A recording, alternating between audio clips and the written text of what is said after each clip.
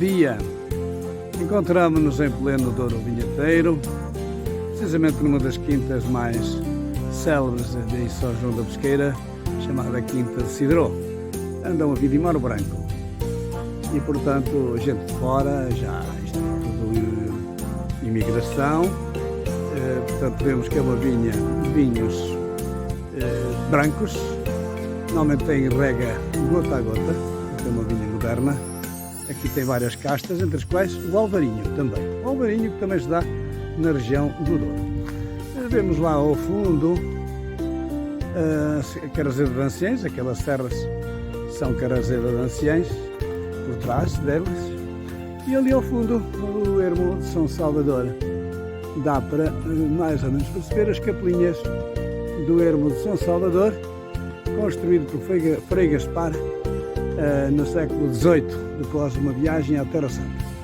Temos a estrada que vai até Afrodosa e continuamos a ver este grande lençol de vinha da Quinta de Sidró.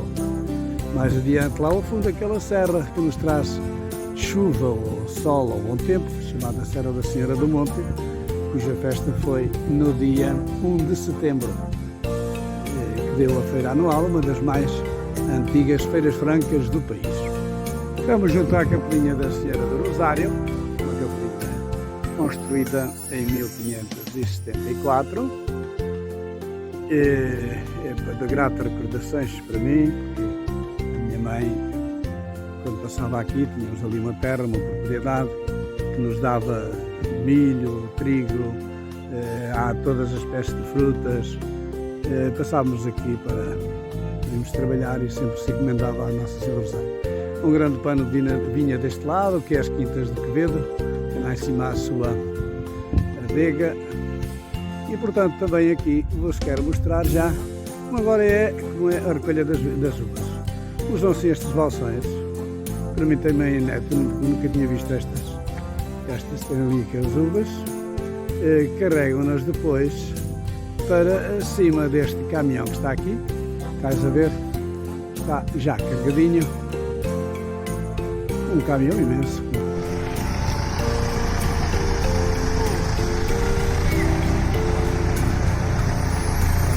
Aquela forma de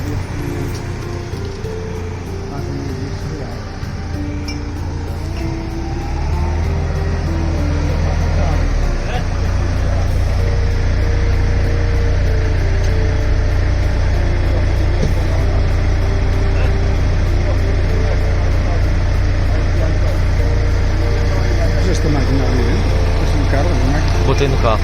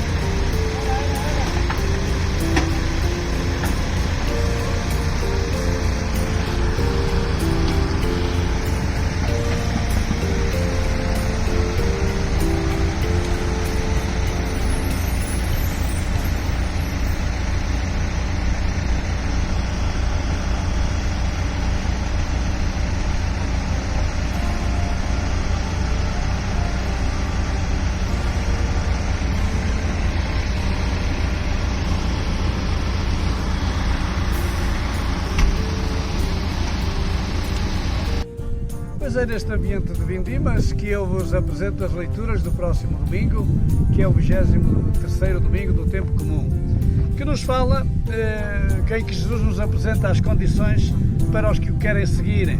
Uma opção consciente, um comprometimento profundo, tendo bem claras as suas prioridades. Há muitos batizados que, por conveniência ou tradição cultural, sem assumirem as exigências do ser cristão. Exatamente por isso, continuamos a ser uma sociedade injusta e desigual. Para que ela seja transformada, é preciso deixar-se iluminar pela sabedoria que vem de Deus, como mostra a primeira leitura. Na carta de Paulo a Filémon, vemos expresso o verdadeiro sentido do batismo, o nascimento em Cristo. Ao ser batizado, Onésimo não deve ser mais tratado como um escravo, mas como um irmão. pois renasceu em Cristo para uma vida nova, livre e cheia de amor e esperança. Estes são os princípios da nova sociedade. Então, a primeira leitura que é tirada do livro da sabedoria é essa. Qual o homem que pode conhecer os desígnios de Deus? Quem pode sondar as intenções do Senhor? Os pensamentos dos mortais são mesquinhos e inseguras as nossas reflexões, porque o corpo corruptível deprime a alma e a morada terrestre oprime o espírito que pensa. Mal podemos compreender o que está sobre a terra e com dificuldade encontramos o que temos ao alcance da mão. Quem poderá então descobrir o que há nos céus? Quem poderá conhecer, Senhor, os vossos desígnios, se vós não lhe dais a sabedoria e não lhe enviais o vosso Espírito Santo? Deste modo, foi corrigido o procedimento dos que estão na terra. Os homens aprenderam as coisas que nos agradam e pela sabedoria foram salvos. Portanto, esta leitura apresenta-nos então como há esta sabedoria de Deus e esta inteligência que Ele deu aos homens para saberem conhecer um pouco os desígnios de Deus e os segredos das coisas e da natureza. Por isso é que neste ambiente que nos encontramos de vindima, de trabalho humano, nós vemos a inteligência do homem ao serviço, enfim, do progresso do trabalho e valorização do trabalho.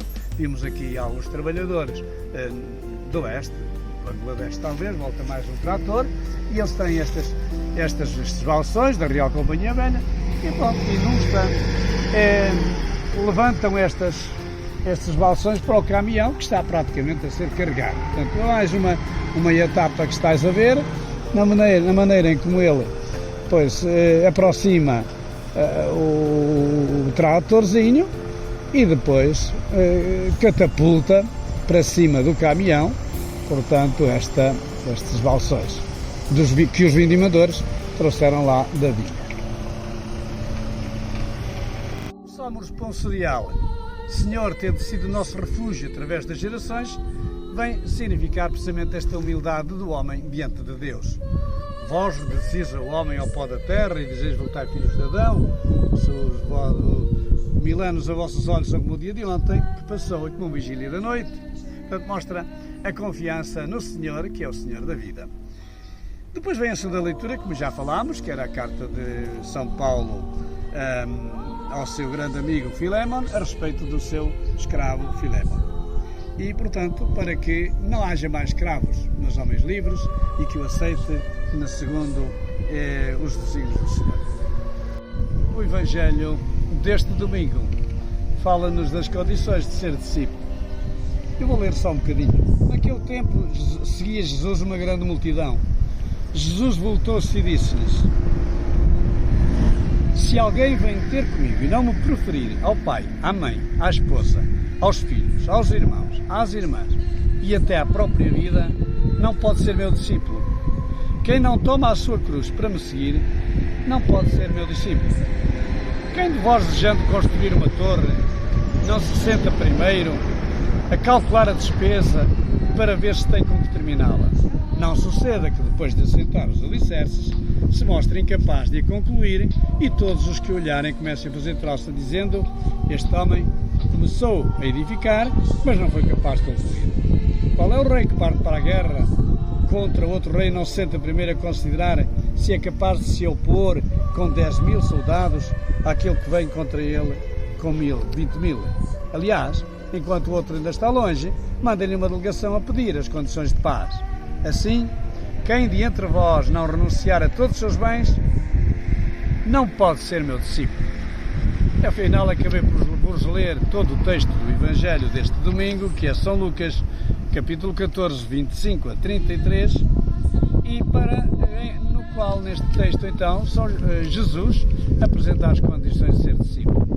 Uma das primeiras é mesmo esta, que aqui mais evidencia, é de renunciar a todos os bens e a renunciar a muitas coisas, inclusive ao pai, à mãe, aos irmãos, enfim, ou seja, ao amor, porque afinal vai ter uma tarefa bem maior, a tarefa do reino de Deus, e o trabalho para todos, como dizia o saudoso Papa Francisco. Portanto, meus amigos, aqui terminamos esta apresentação, neste ambiente douriense, neste ambiente de grande trabalho, grande labor.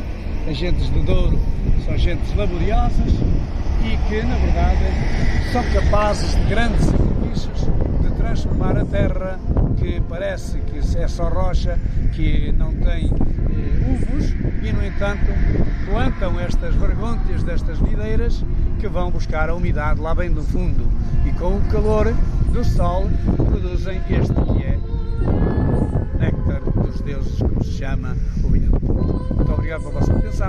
Até à próxima semana, se Deus quiser.